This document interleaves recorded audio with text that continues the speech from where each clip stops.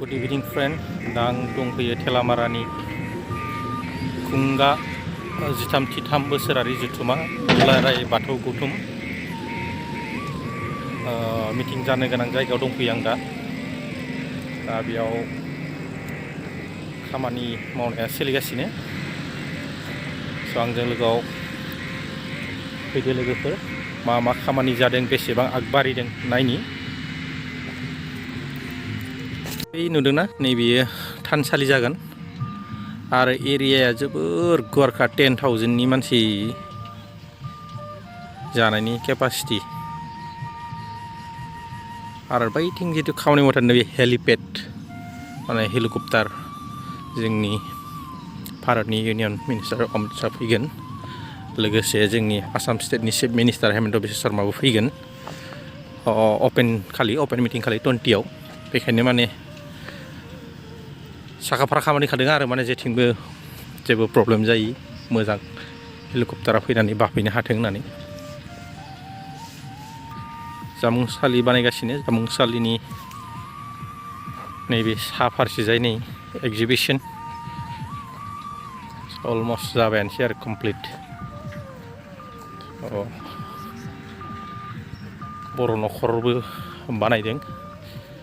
बर' न'खरा जाहैबाय ओजों ओइथिं नुदों एक्जिबिसननि गेट बोरै नांदों लोगोफोर कमेन्ट खालामनो हागोन प्लाइबर्डजों बानायनाय जादों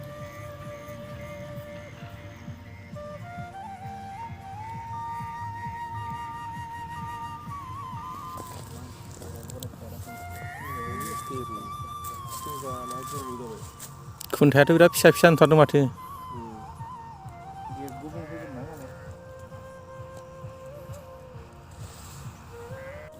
बर'नि न'खर लुगासिनो लुफुंजोबनो हायाखै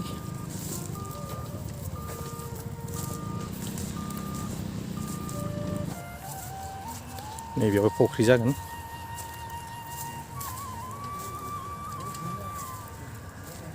नैबे हानिनायाव बाथौसालि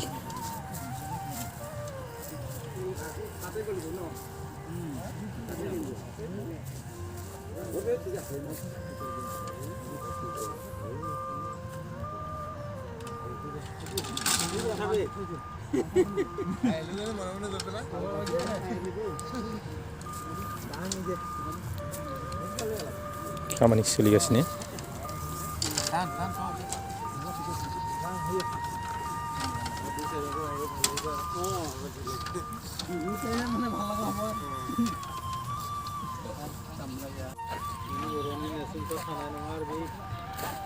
खामसालिनि बियो जितु बानायबाय थादों मानसि थाग्रा न'मा न' जाबायानोसै आरो अलमस्ट कमप्लिट जाबाय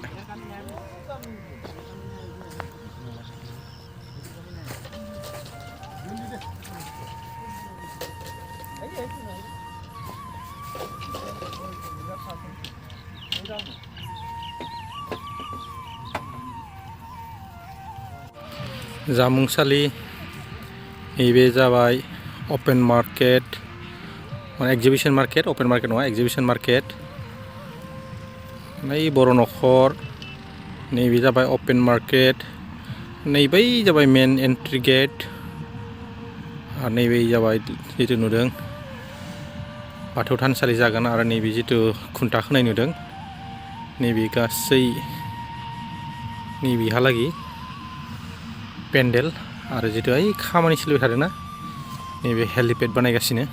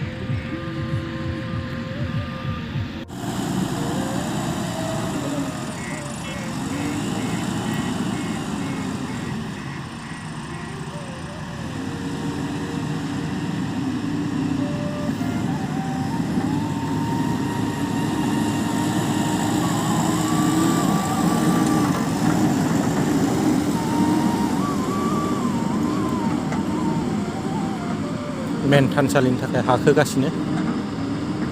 जाजोबाखै।